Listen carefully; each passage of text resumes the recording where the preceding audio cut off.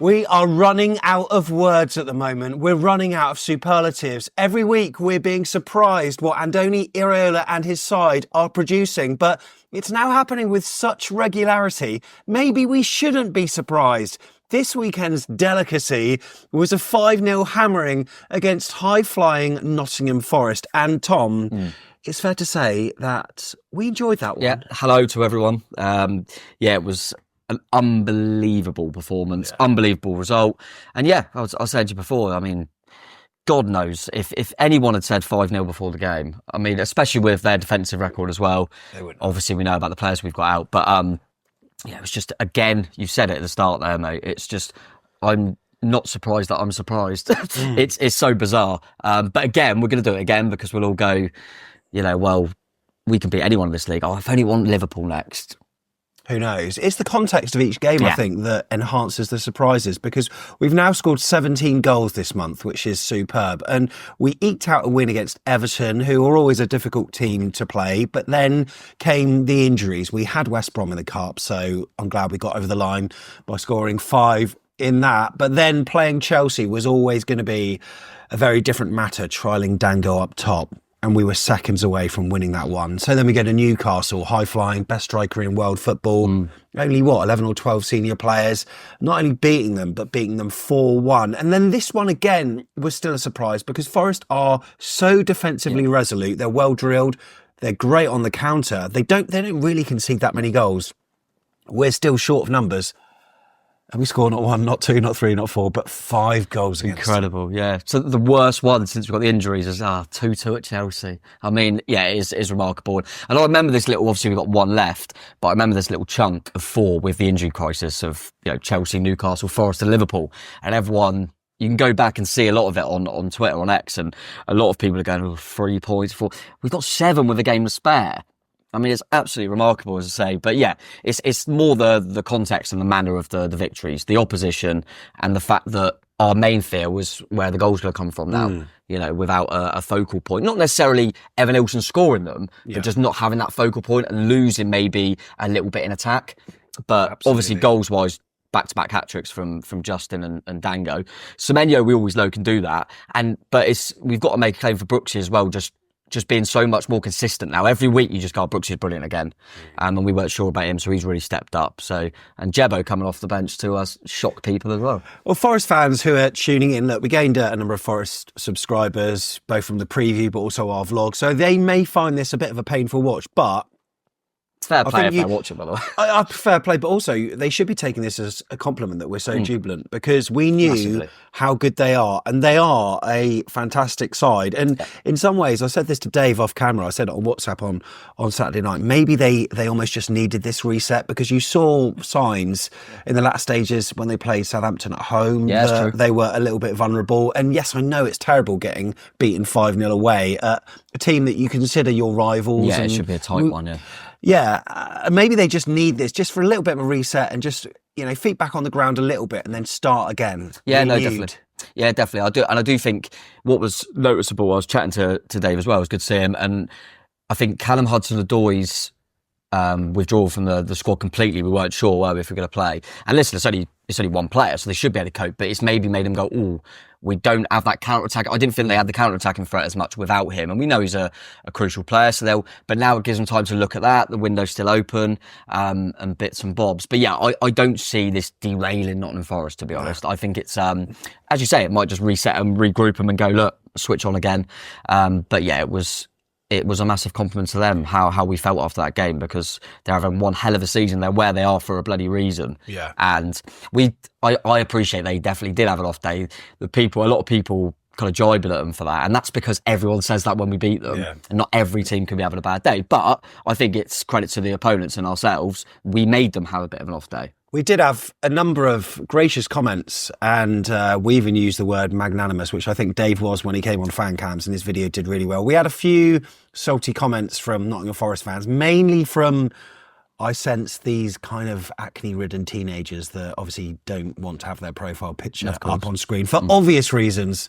Probably worried that I'll send a screenshot of their comments into Burger King or wherever they work. But most of the Forest fans have been pretty gracious with it. But one thing that I picked up on that Dave said, which was true, was that if they get a result against Brighton in the next game and we drop points to Liverpool, possibly lose, which, let's face it, wouldn't be unexpected, they then could get the gap back on us to 7 points. But it's funny that Dave's actually using us as a yardstick. Well, I like that. Yeah, I like that a lot. Yeah, it's back to the Championship days. But no, I appreciate what you're saying there. Yeah, it's not, as we were saying, it's not all doom and gloom for Forest. They've still got a gap.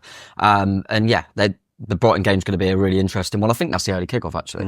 Looking forward to watching that. And yeah, because you look at our next fixture being Liverpool, but Forest are the only team that seem to be able to stop them. So hopefully we can look at that and say that we can as well. But yeah, it's still a long way to go. I still think Forest and Bournemouth to predict who's going to come above who's still very, very difficult. Yeah, I think so. And we're on a really good run, and this ain't going to go on, for the rest of this. Ain't going to go on for the rest of the season. But it's all really, really nice to tie up that. I think for our perspective, I remember looking at it and going, we're starting to get a little bit of a buffer on the teams below. That is nice. I mean, we've got, you said about Forest, we've got a lot of Villa fans that are supporters, and obviously I was chatting to Catherine about football a lot, and it is so weird that I'm now saying to her, mind the gap still. I've been saying it for ages as a joke. There was a time where we could have got dragged easily back in. I think there was one match week that we played where had we not got the result, we could have gone down to 13th or 14th. Yeah, now you're looking at it and it's, we've even got, it's and that goal difference is so strong. The Villa are 3 points behind us, but we've kind of got a little point there. We've never had a goal difference this high. No, I can't ever remember in the Premier League. No, we haven't. No, we can't have. Not in the Prem, no, for sure. It's like, it's pretty remarkable, really. And we've got a nice little 3-point cushion on Villa. And then a nice one on Brighton and Fulham and teams like that as well, which is, it's always good to be. How many points clear are we of Tottenham? I mean, that is mental, isn't it? I can't see the bottom of the table. God, you need to scroll down. You don't need to see it. There's a lot of L's there. Southampton are bottom of the league. And you know what? First on match of the day, mate, which was nice. I know. We were always wondering whether they would put another game there, but no, they put us there. I mean, it was a tussle for Champions League, right? Yeah, no, exactly. I did think we had a chance, but I thought they'll probably find a way of doing the title race a little bit more, but maybe. But yeah, it was nice seeing nice comments in there as well. Yeah. I think it was Shearer and Murphy, wasn't it? Yeah, Alan Shearer was very complimentary. Danny Murphy picked out on Match of the Day last week how good we were. Yes. And Shearer stated that we're the best team he's seen at St James's this season, which didn't surprise me because we were that good, but nice for him to say that. And always good to get first on Match of the Day. It hasn't happened many times. So what a weekend it has been for AFC Bournemouth, not least the women's team as well, who beat Manchester United's Academy 3-2, I think it was, and they've got to the final of the FA Women's National League Plate, which is a good weekend all round for the Cherries. So the Premier League form table in the last 10 has got us in third place. Our next game is still against a team above us. I know. How does this keep happening? Every match seems to be, but that shows how well we've done, given we're playing so many teams that are in the top 5 and 6. Second, and here we are. But this is the baseline tracker table, and this is where you'll be disappointed because we played Forest at home. There's no way that we could gain points. We could just lose them. Yeah. Of course, Newcastle United did a job on Saints, and they have leapfrogged us in the table again. There's another change in there actually. Leicester went bottom, didn't they? Yes. Do you remember Leicester went bottom? Southampton couldn't stay away for long. But we need to talk about the game then. And Tom, it was quite interesting. We took a look at the stats and the average positions in the preview, and we always sensed it was going to be crucial for us to score first because it would change Forest's game plan. If they scored first, they could stick to what they usually do. And we saw in even their 3-0 win at home to Wolves, was it? Or was it at Wolves? No, I think it might have been at Wolves, Yeah, it might have been. They were very deep. Yes. But that's just because they hit them on the counter. Yeah. And you know what? They'd have happily done that to us if they could. But once we scored, they couldn't afford to. And maybe the team that Iraola picked was testament to that, knowing that if we score first, then that game plan has got to change. Yeah, rather than leaving ammo on the bench. Yeah, exactly. So this time he was unchanged, which I believe is the first time we've been unchanged all season. Yeah, first time we've been unchanged all season, which weirdly I predicted. Obviously, Forest made a couple of changes, which weirdly I predicted. I just want to, take a moment. 22 out of 22, by the way. The Jota Silva one for Callum Hudson-Odoi was because he was a doubt, so I get that. But I just randomly went, I reckon they'll bring Yates back in for Dominguez. I mean, come on, that is a shout for me. That's very good. I mean, he didn't last. He come off for Dominguez at half-time, didn't he? But like you said, mate, I think there's times where Iraola likes to have that bit of ammo on the bench, and because we've got so many injuries, sometimes it means, like against Chelsea, you leave a Cliver out or whatever. But as you say, because he felt, and he did mention that afterwards. He said, "I felt that first goal was so crucial, so crucial." And apart from them having that, they did have a few little moments, but it was about 30 seconds. I thought they went straight in, didn't they? Which was a nice little warning sign, I think. But then we kicked on from there. Tavernier back on the bench, which was good. Lovely. Good news. Other than that, Daniel Jefferson, What a guy. fairly senior now. Is he being upgraded as a senior player just because he's got a couple of Premier League games under his belt? Who knows? Of course, we've got Mark Travers as well. But, yeah, Mike Botter's player announcement. Yeah, what was that all about? Is that a new thing? I don't know. I did hear it. I thought, what's he doing? I can't remember these. Our American destroyer. Yeah. He's our chill guy, Dean Howson. Our Hungarian maestro. And all this kind of stuff. I liked that a lot. Well, it's got 100% record. Shame you didn't do it for Southampton, but also do the away team, because I'm sure you'd have come up with something for Ryan Fraser, Mike. Surely, if he fancied it. Yeah, if he fancied it, which I'm sure he would have. First half, then. Yes. They did threaten first with a shot inside netting. Yeah, landed. It was a half-hearted attempt, but scored from that angle. 8 minutes, 1-0 Bournemouth. Wow.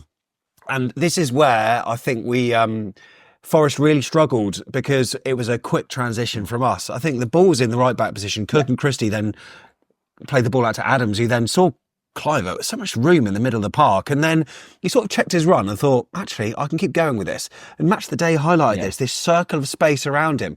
And the Forest players were all running away. It's almost like they were all trying to reset into the positions that they know they should be.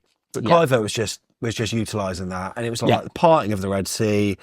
And then a shot not dissimilar to his goal against Newcastle. And what a shot it was. What a goal, by the way. Yeah, great strike. I think it was, what was also probably hasn't been highlighted enough is obviously Justin does unbelievably. He gets the ball in his own half. But I felt that they were backing off, because there was people like Kirkes, who's left back. Off the ball running. He's off the ball running. And because of all that attacking impetus that we apply, they were backing off and worried about all the runners. And it felt like Kluivert was going to pass it and then went, I'll keep going a little bit more. I'll keep going a little bit. And no one engaged. Someone should have engaged, obviously.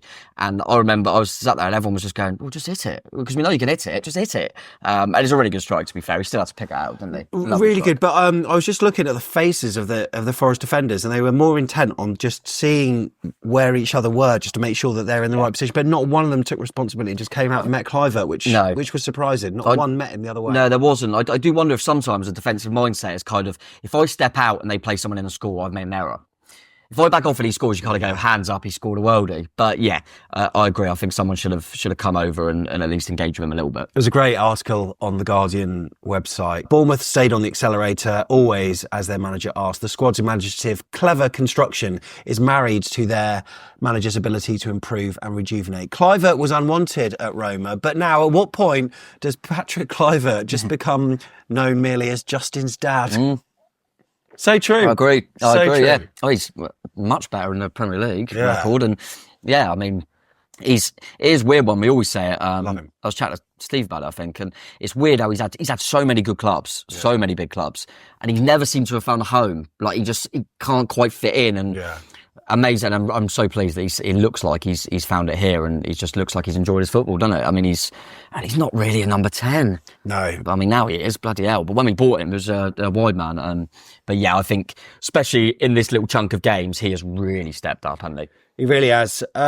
Elsewhere, what do we have? Forest having a half shot, which Kepa did well to save. Yeah, Yates. It was bouncing, it was dipping. I think it was going in, but Kepa did well to palm that away. But other than that, Bournemouth were creating chances. Howson, by the way, what a guy. He started nearly in his own half with the ball, and he just thought, you know what, I'm going to just run forward a little bit. And again, it was like Forest players just not really worried about getting into him. No. And he put Dango free, which then he crossed it. I think Forrest got a touch, but then Christie had a shot, which troubled the keeper. Christie. On target, fair play. Christie's getting better with those. A rasping shot, but didn't quite fall to us, did it? I think it was Milenkovic, just cleared it wide. It could have been no goal. He kind of cleared it right, but yeah, it didn't quite drop to us. But that was a good move. The way that Howson steps forward with the ball is absolutely phenomenal. And this lad, I mean, people have been talking about release clauses and all this stuff. I think even Fabrizio Romano, his agents give him a shout, haven't they? Yeah, he must have. And I can't stand these kind of dark arts of the agents, but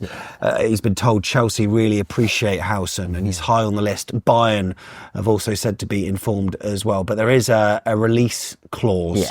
And he underlined the fact that Bournemouth are unbeaten since Howson entered into this starting 11 with 8 clean sheets. He's been phenomenal for us. I think, January's not an issue, is it? But No. at the end of the season might be. Potentially, I think most players, people obviously get alarmed. I think most players do have release clauses. I think in Spain, every player has a release clause. But obviously you can set it at 500 million if you want. He's probably got a release clause. I don't think you don't necessarily have to extend someone's contract. You can just say he signed an improved deal and just basically say to him, look, we'll give you an extra 30 grand a week, but we're going to change that release clause and put an extra 50 million on it. I mean, it works for everyone. It works for everyone. I don't feel, we don't know, but I don't feel like he would have thought he's only going to be here for a season.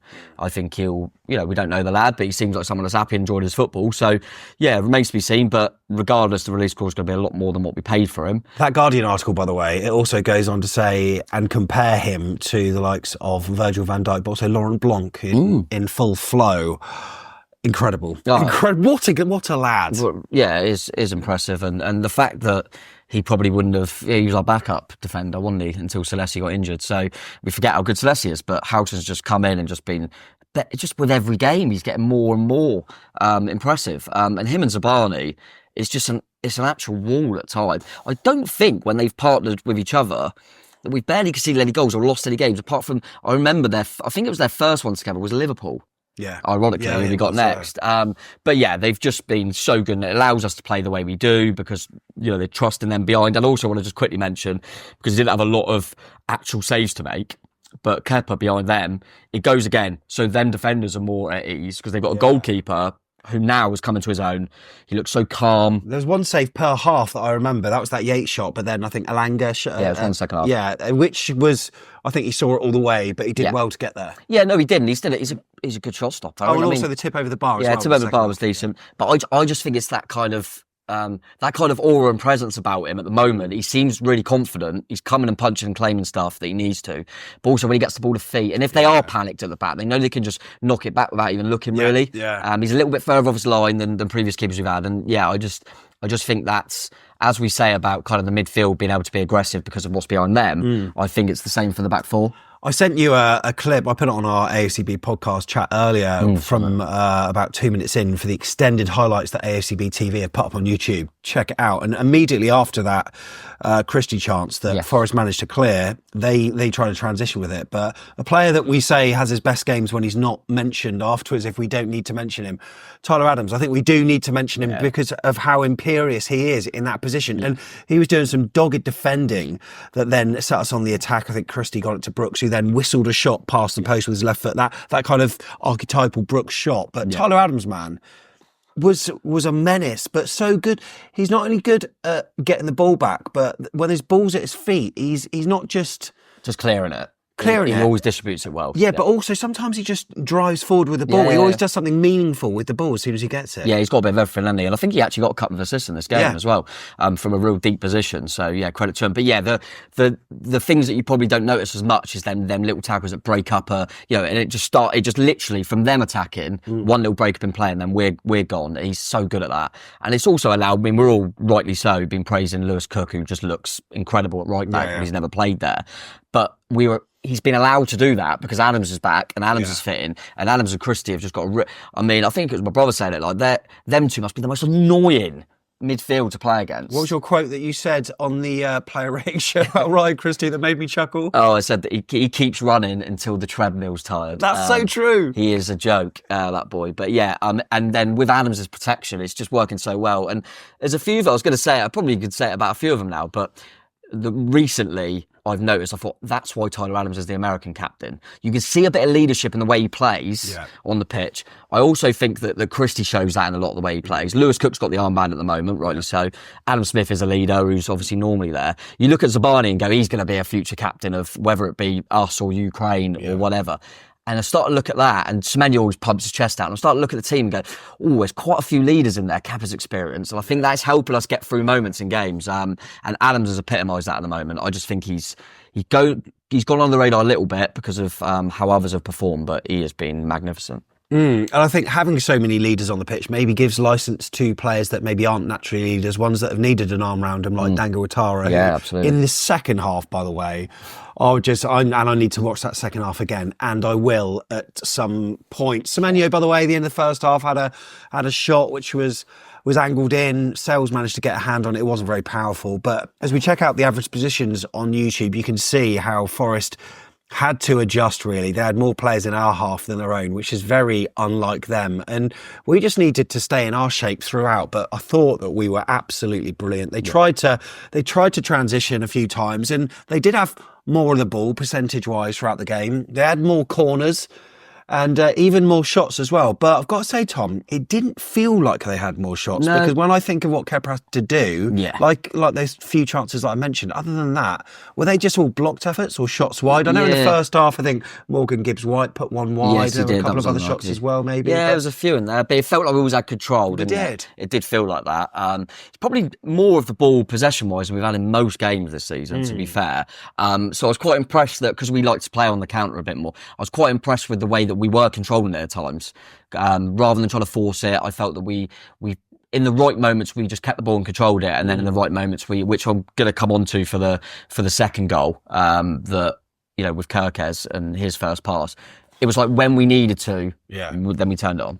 It seems that if we don't have the ball much in our own half, in terms of possession stats in our own half, it's barely at all in terms of time on the ball. But it's all, I mean, and I felt that in the first half, like when we did have the ball, it was mainly in the Forest half. Yes, and it seemed to be the case again, by the way, in the second, which started off pretty well for AFC Bournemouth. Look, Kepa did have some work to do. Milenkovic had a header that was tipped over the bar, possibly going to hit the bar. But then on around 55 minutes or so, we had a corner. Now the first corner didn't really work out. I can't remember if it was poor delivery or what, but it came back to Kirkes in a fairly deep position very quickly. But then he picked out this worldie of a ball to Cliver, who, again, it's the telepathy, it's the rehearsed routines, it's knowing what Kirkes is going to do. That run was being made, and he picks it up really nicely, feigns to cross with his left, and then he puts it on his right and just lofts this ball up. And I don't know if Dango was on a trampoline. Is it? I don't know what he was doing, because that was a leap. That was such a leap. But look, we've said this before about him. His springiness in the air. And my God, man, what a header. The defender had no chance. Yeah, and I have thought that as well since he's gone up front. He's put some earlier balls in, because we know he can win headers. We've done it. Fletchesk, we've done it a lot when he's played out wide from goal kicks. Like if we had to go long, we aim for him, because he's very good. But I just wanted to say that Clivert part. If you watch it carefully, I can't remember which package it was on, because I've seen so many different highlights packages. There's one, as soon as it goes in, it goes to the bench, and Iraola's just pointing at Kirkes and just saying like about that. That is what I want from you. Don't mess about too long. You literally got the ball at your feet and went bang. And Clivert's in a wide position where he's not playing, because that's how flexible they all are up there. But you take, I mean, the finish, the header was brilliant. He gets so high, but then to almost guide it into the corner. Really good header. My striker. And those knee slides are getting better. They're getting there. Well, they are getting there. One of them wasn't so good, but it's fine. It was a bit of dry turf, but we'll talk about that. Fletch would have been appreciative of that header. Indeed, he was, because he was in the restaurant, and we're going to play you a little clip now of him screaming about how good Dango was. Absolutely, and I said it upstairs in the restaurant. Dango around the place, I'm with him every day, and speaking to his agent. Dango's passing his English test. He's doing everything he can, possibly to be part of the community, not just come here and play football. So he's very unassuming, he keeps himself to himself, he has a good banter with the lads, and the more English he learns, obviously the more he can communicate. But this boy's been asked to play in a different position, not just today, last week against Newcastle. He's played up front, he's played left back, he is predominantly a winger, and as much as everybody played their part today, and they did, this boy has been outstanding. Last week against Newcastle, he's contributing today 3 goals. I just said to him, I played 836 games and I only got 1 hat-trick. He's done that in an 8th of the time, so it was incredible. But I did say to him, he was offside for the goal. That was probably the best goal that ever was. And it was by that. But listen, trois buts, incroyable team performance. We spoke about it. An incredible moment for this boy, because, like I say, he's come in from France. He probably thought, what the hell is the Premier League? He's been here 2 years now, and he's got better and better and better, and he just gets on with it. Manager asks him to play in different positions. starting to speak a bit French now. Yeah. He doesn't say anything. Lewis Cook plays right back, and that's the power of the team, the management, everybody involved. And you've got to take your hat off. And today the third goal went in, and we were praying he was onside. He was onside, and he deserves it. Justin Clivert last week, Dango Otara this week.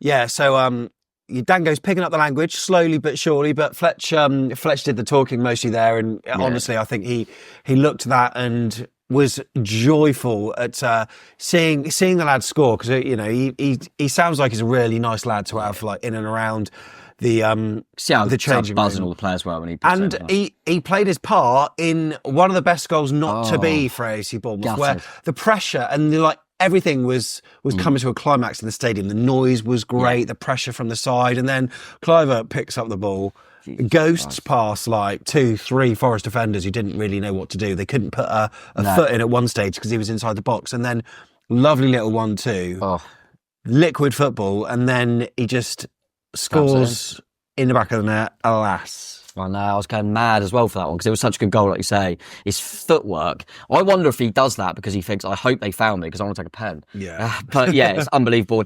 That was annoying because obviously we've got one later that we do score and counts, but that one I didn't think about it being disallowed. I didn't realise that Dango was in offside position. Well done to Dango, by the way, as well, because the instinctiveness just to play that little first time. Yeah, I mean the weight of that pass back to Justin Clivert. Yeah, he's got a split second and you can't think about it too much. So yeah, lovely goal. It was a shame that it was, but he was just offside. The players in the box seemed to like it, and I loved it. And you know what? I've watched many highlights packages that have just got the little box in the corner, and I'm just looking at that. I'm not even looking at the goals. I'm looking at the players reacting to the goals, and they are loving it. And it just emphasises the togetherness. Molly took a photo as well that we're showing on screen as well, just showing the celebrations from the goal that wasn't to be. But you can see Zabani giving Ouattara a hug for his quick thinking. Yeah. Of course, Tyler Adams congratulating Clivert for a hell of a finish as well. And Tom, we are, as Paddy Power say on their Twitter account, Prime Barcelona. Well, we would have given Prime 2011 Barcelona a game right now. They'd take a point.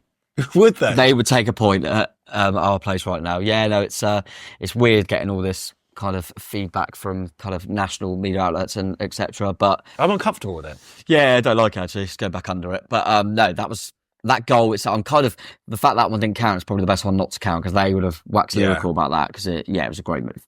Yeah, and look, it was 3-0 on around 61, 62 minutes or so. So we didn't have to wait until the game was pretty much put to bed. At 2-0, there's always the element of doubt. 3-0, not so much. And it was Dango that did it again. And Tyler Adams, by the way, again, imperious, sweeping up the loose balls and doing something with it again, setting Dango free. And you trust Dango in a foot race, don't you? You really do. And he did well to always trust him to get his feet right, but he bloody did on this occasion. Well, he bypassed one defender with a cheeky little chop almost. Yeah. And then I did think, when you look at the slow-mos, it's almost like he takes a heavy touch. It's like he's run out of space here, but he just gets enough on it, falls over with it. But, I mean, he had Clivert that he could have squared it to easily, but trusted himself. And I'm glad. I'm glad, because what a goal it was, 3-0. Oh, incredible. And it's so pleased for him, because he was running the line so well against by the way, they didn't have a great game personally, but that's one of the best centre-half partnerships in the league this season. Definitely. I think both centre-halves for Forest are brilliant. And he ran them well. He's not a striker, and that's difficult. When he gets two experienced centre-backs, you're not a centre-forward to keep running them, and then to be against both of them and show that composure. And absolutely delighted for him. It was a lovely little poke finish, mate. I was absolutely buzzing for Dango. Yeah, so some substitutions were being made by the away side. As you can see there, we're looking at the match timeline on screen. But shortly after that, and most notably, Cherries made a substitution and Tavernier's back, and David Brooks was the man to make way. But brilliant again, Tav. You know what? We've had debates about this, whether he's maybe a better starter. It doesn't matter, because his impact here, superb. He had his impact against Aston Villa, of course, when coming on as a sub, because him and Evan Nilsson combined. But wowee, what an impact he had. Yeah. I don't know if it counts as 2 assists or not. I think it only counts as 1, which is annoying because the first one basically is an assist, but he Yeah. has a shot and the keeper saves it. So Well, we were just playing some like tippy tappy football in their half, not doing much with it, and then the ball comes to Tav, and I'm just thinking he's going to carry on the trend, but just sees the keeper like maybe thinks I'll have a go. Sees a bit of room, doesn't he? Explosive shot hit with ferocious power, and then he parries it. Yeah. Only for Dango, who's surely offside to steal in. Dango, I think, thought he was offside. Yeah, this is still managed to get in a VAR rant because, the other goal that was disallowed, rightly so, he was offside. And I went mental for it, and it's annoying, but he was offside. And then this one is obviously not offside, but this one I thought that's probably off. I thought so. Because you obviously don't know. You see a shot, you see the keeper palm, and suddenly only our players there. So you think, has he just reacted that much better? Not many Forest players put their hands up. No, they didn't. Dango looked straight at the linesman. I think we all did. You don't know if they're going to take half a minute to put it up anyway. Yeah. But it stopped me celebrating as much because I was like, that's probably. I was just waiting for him to go check in. And you could tell with Dango, he's celebrating. But if he knows that's not offside, he goes mental for hat trick. So that's why VAR's crap. But fair play. Tell you what, what's that? That sort of goal, that is a poacher, that is a striker. Instinct, that is, to get on the end of that. He's so much quicker than the defenders to react. He was making the run as soon as Tavernier hit that shot, so he knew it was coming, and we were going to use the headline Dango Unchained movie reference, but that time's passed now. Yes. But yeah, it was really good finish, and just love the fact that he was there, to be honest. As you say, Tav, I like that from Tav as well, coming on thinking I want to make an impact. He's probably thinking, obviously he's had time out and he was consistently playing for us before that. He's seen the run we're on, sure he's delighted, but he's thinking, God, I need to make an impact. But I think it just showed that just having a player that can make the impact and not just a kid, it does really, really help. So pleased to have Tav back. Who would have thought we'd be saying these words throughout the season? Dango Ouattara hat-trick. What the hell? Justin Cliver handed him the ball for a mini celebration there. But you know what? So pleased for Dango. Oh. And that's going to give him the world of confidence. It really is. And you know what? 4-0, happy days. We shut up shop. That's it, surely. Oh no, Tavernier's got different ideas, picking up the ball, explosive and powerful with his run yet again, by the way. And then Semenyo's overlapping on the left-hand side, and he just kind of waits a little bit. And then he picks opportunity, sees the defender's legs open up, just caresses it past the keeper into the side netting. 5-0. That's such a good goal, by the way. Because it's the 5th goal, we've scored a few good goals. I don't think it's been spoken about enough. That's such a good finish. Because he just waits, you think, well, there's nowhere really to go, it's going to get blocked. And he just, as soon as he sees the legs open, he just taps it in. And then a bit of Booker T. Did you used to watch the old wrestling and that? What is this? What's it? We've got it's called the skimolate or something. That's a pasta dish. Spinaroonie. Oh, yeah, that's it. Spinaroonie. But yeah, I used to like Booker T. He was a good wrestler.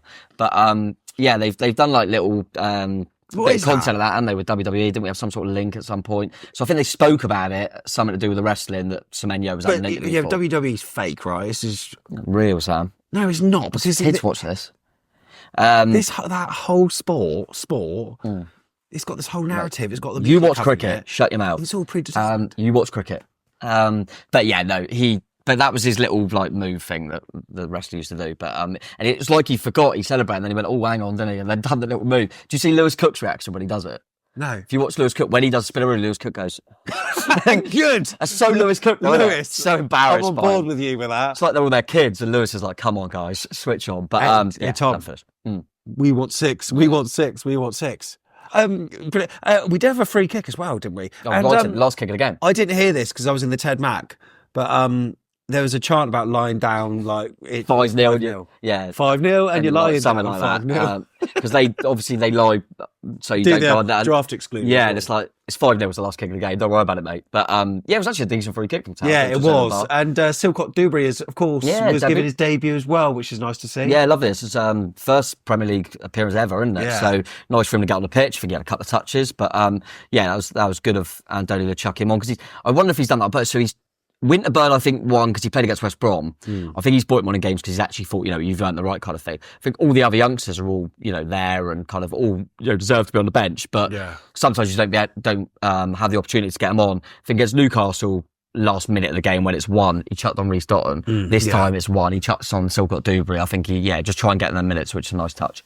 Absolutely. We're just checking out the shots chalkboard then, because like we say, Forest did have more, but Bournemouth was so much better with them. And Tom, for I don't know how many shows it is we've done this season where the word clinicality has been used, and we've been chastising the fact that for all the shots that we're manufacturing, we're not very good in converting them. We certainly were in this one, didn't we? Look at that. I mean, almost a third of the shots that we had went in the back of the net. Just a bit. I mean, is there a case to say if Dango started the season up front, we'd be in the title race? Has he scored more than Evan Ilson now, or is he on par with him? It's got to be close. He's I haven't on looked at 6, the stats. is he? It's got to be close. It's got to be close. I mean, I would have thought he'll get more than him for the amount of games he'll now play. Do we need him back? That's what I'm saying.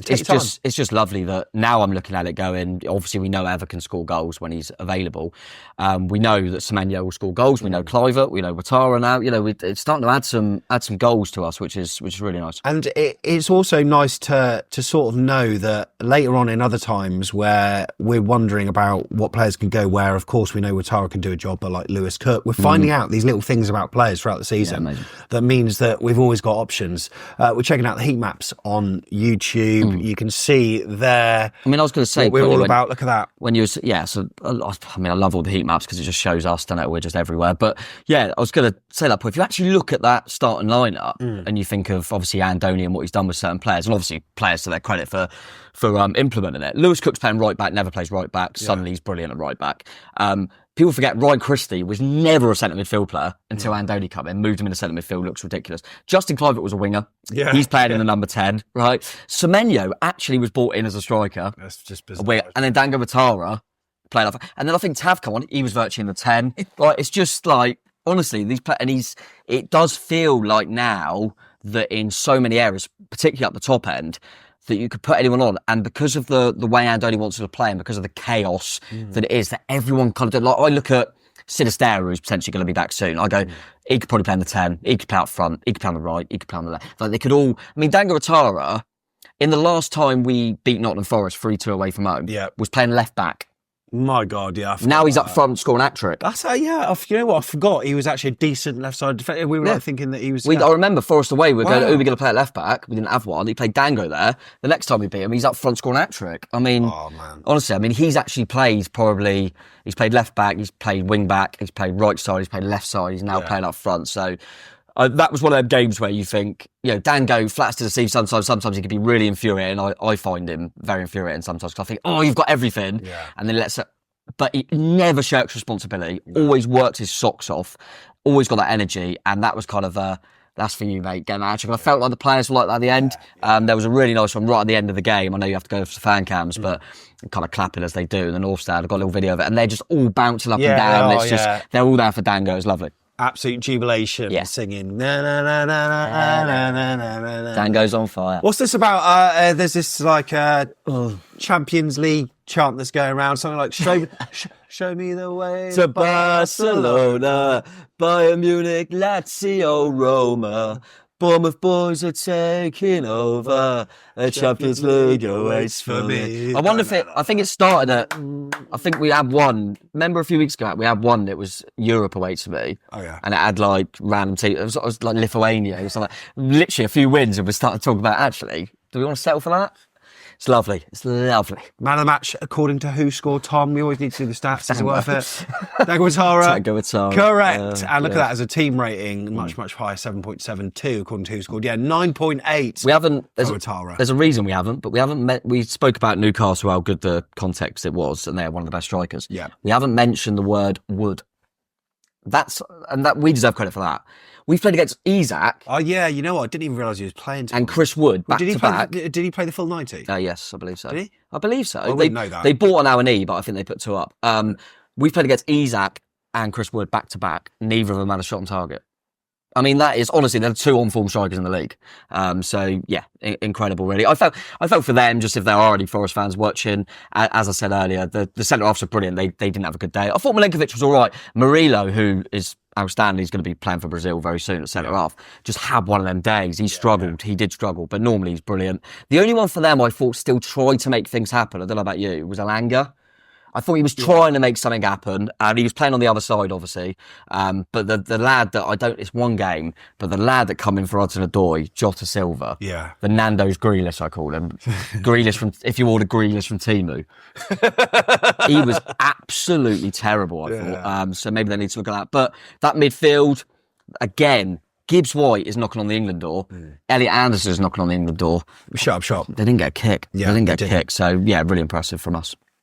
So, Christie had the most touches with 64 throughout the game. Cliver, as you can probably tell, had the most touches in the opposition half with 37, but also the final third with 33. And you can see the Opta expected goals. Matt from Vitals put this little chart together, a little timeline. So for the third week running, we outscored our XG.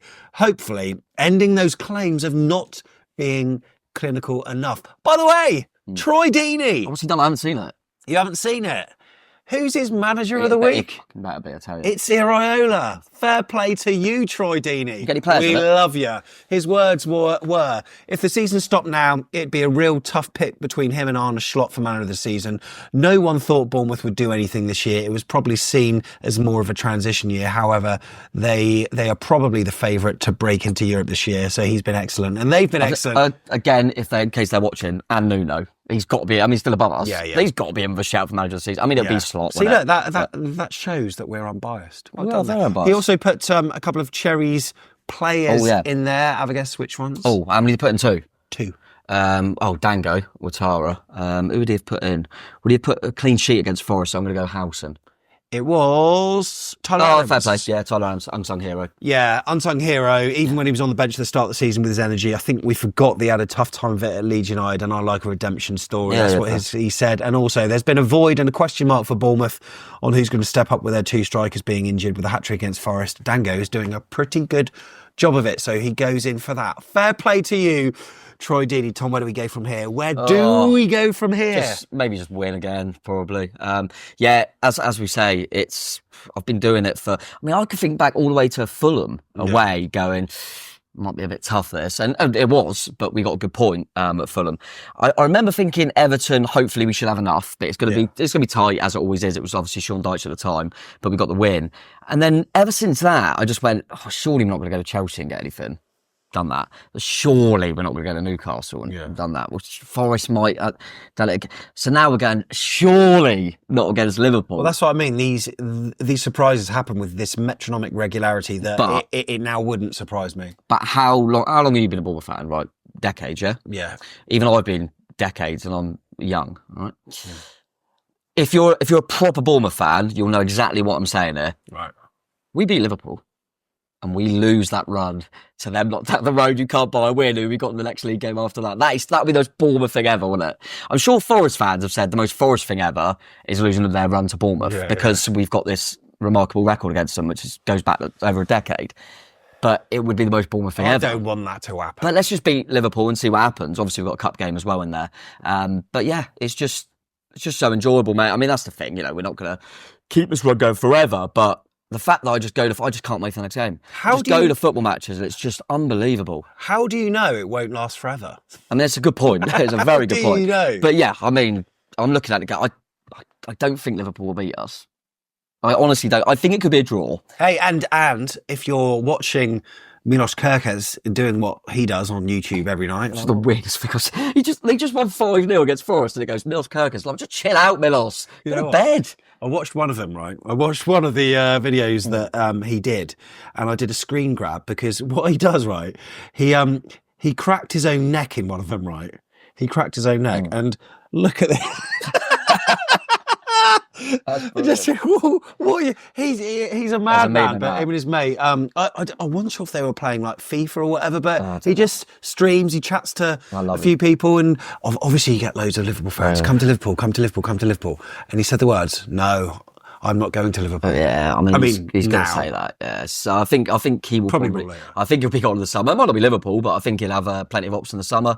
But he was brilliant again as usual, and you can obviously tell he's a bloody character. I remember even when they've gone out. I think it was when they went out to America and stuff. We were there as well. I can't remember what it was. You know when you have them little things that they try and make clips of. Yeah. And it was like, who's the most annoying person? And every player was like Milos, absolute nightmare. You can tell he's a bit of a character, but yeah, why not? If he's going to do that, I'm going to win football matches. But yeah, it's a weird one. I always say to you on paper, I always say it, don't worry about it. Don't worry. And we've proved it again. Yeah. So now I'm going, I don't like it as much when on paper it looks nice. After Liverpool, Everton of the Cup, Scummers, Wolves. And what's kind of quite nice about playing Liverpool whilst we're in our prime? I mean, I know that the eyes of the Premier League are on our players now, but our players who might want to be looking to move on at some point will be playing out their skin, won't they, against Liverpool? Absolutely. Yeah. So, because at the end of the day, no one joins Bournemouth to stay at Bournemouth. Let's just eradicate that thought now. They're going to be coming in and they're going to be going. Obviously, the hope of European football might prolong that slightly, but ultimately they're not going to end their careers here. They want to improve and play for a bigger team because we're not the biggest, okay? So players like Milos, I'm sure, will put in a worldie, Semenyo, whatever. We don't know who's going where, but what a good way to get your name on the lips. Absolutely. And for the opposition manager, Arne Slot, to be able to see you in the flesh and see your strength. So, mate, it's going to be interesting to see how it all pans out. By the way, I know they can't have predicted, but how the hell was bloody Bournemouth Forest not on telly, by the way? And now Bournemouth Liverpool's not on telly, the way we're playing. We're not even on telly in the big El Clasico either, but we are when we play like Brentford has been moved. Brighton's on TV as well. That was moved 15 minutes earlier to a 7:30. That's at the end of this month. So. Pint gone. But yeah, no. Let's just see what happens. Whatever happens, I just love the fact that I just can't wait for the next game. It's just so good to watch, mate. And I'm glad that we decided that, you know what, Graham, we can be ambitious if we want to be. You know what, Rich? Yeah. It ain't scandalous to go and get a manager that's better than the one you've already got, who ain't in a job. So, yeah, Sam. Where are we gonna finish? I mean, what's happening, Tom? where do we end up? Either way. Because like our expectations are being raised now. They are, and there would be a point. Maybe now. Do I feel it now? I don't know. If we would be finishing 9th this season, would I be disappointed? Possibly. I don't think disappointed. I would be angry. No, I don't think disappointed is the word. I think it's missed opportunity. Maybe. I think I'd be like, disappointed. I think it would be a what if, wouldn't it? Yeah. What if we had that opportunity to maybe get in this year, especially when you look at teams like Man United and Tottenham, for example, that are really struggling. So that's kind of 2 out of the pack, if you like. But yeah, I mean, you would have thought, unless Spurs went and won the League Cup, which they're not going to, definitely not. But if they obviously were to do that, they are ahead in the first leg of the semi-final. That will cause a problem because you'll lose 8th spot. The way the coefficient's going and the way it is this season, I'll be surprised if 8th's not Conference League. Right. So if you say, for argument's sake, because it's the most likely that 8th is Conference League, I don't see how we don't get Europe now. I think we get Europe. I do think we get Europe now. I think we'll be 7th or 8th, to be honest. But if you said to me, I think there's just as much chance of us getting 5th as there is 10th. Do you know what I mean? Like, I don't know. Which could be Champions League. It's the fixtures as well that we've played. I mean, and the injuries. Like, we don't want to keep going on about it, but it's ridiculous, the injuries we've got. So these players are going to come back. We still, mark my words, we will still sign someone in this month. Yeah. So, I mean, it's just incredible, mate. And we're only going to get stronger. That's what it is. It's not like if we had everyone available and we had we're playing teams off form and everyone's fit, you go, well, maybe we'll dip because some will get injured. Yeah. We're only going to get better, I think. So, yeah, really exciting, mate. But we always know it's going to be a joy to watch. Thank you, Andoni. Thank you, the boys. It's an exciting time to be a Bournemouth fan. The training ground looking beautiful, as we've said. Yeah. Stadium talk, all this kind of stuff. Oh my God, man. It's amazing. And we've got some matches ahead now. I mean, Liverpool aside, where maybe we can pick up some points. Who knows? Aside. But Liverpool aside. We'll slap them up. What's your prediction then for that one? 3-0. There he goes. He said it. No, it's not the preview yet. It don't count. However you've been consuming this, if it's been on video or via the audio pod, we truly appreciate your time. Make sure you do a couple of things that can help us out if you're watching on YouTube. Yeah, click the like button, click the bell, you'll see where all the videos are. And Forest fans, if you haven't already, click that subscribe for us. We've been really kind. I haven't even said it's happened again yet. No, you haven't. I haven't said that it's happened again, Nottingham Forest has happened again. Yeah. On their big day out 5-0. I haven't said it. I don't think you said it's happened again. I haven't. It's happened again. No. It's happened again. I haven't said that at all. No. So, what was that chant again? it's happened again. It's happened. happening on the Forest. Because it's happened every time for don't say that, a decade. But yeah, they did beat us. When did they beat? Oh, Jamal Lascelles scored when they beat us. Matty Fryatt played. But yeah, we haven't said any of that. So if you can click subscribe, we really appreciate it. To be fair though, I still think they'll be us and them will be scrapping. I think for them last few places. And I really hope we do. You know, there are some fans that absolutely they just detest the loving between us and them, and I get it. If you could take, and don't get me wrong, historically, I mean, Nottingham Forest are a massive football club, they'll be all right. But in terms of the elite kind of the clubs that are there every year, take any of them out and put Forest in with us, obviously, I'd love it because you want to break it up. So if there's another team trying to break it up, I actually thought probably a few months back when we were joking about Europe more and thinking Forest's run will probably end earlier than it has. I thought that Fulham might be the ones that could do it. Yeah, I think I said that on the show, but now I'm starting to go, these two are we're the two. We're the real deal. So, but can't wait to get to the next game, mate. But if you're worried about it, Monday Night Football is Scott Parker against Leeds. So that won't be a snore fest. Happy days. Up the chairs, and we'll see you in the next one. Or in Barcelona. Show me the way to Barcelona. Oh, lovely stuff. Do you reckon we cut the tricky trees on side? No. No, fair enough.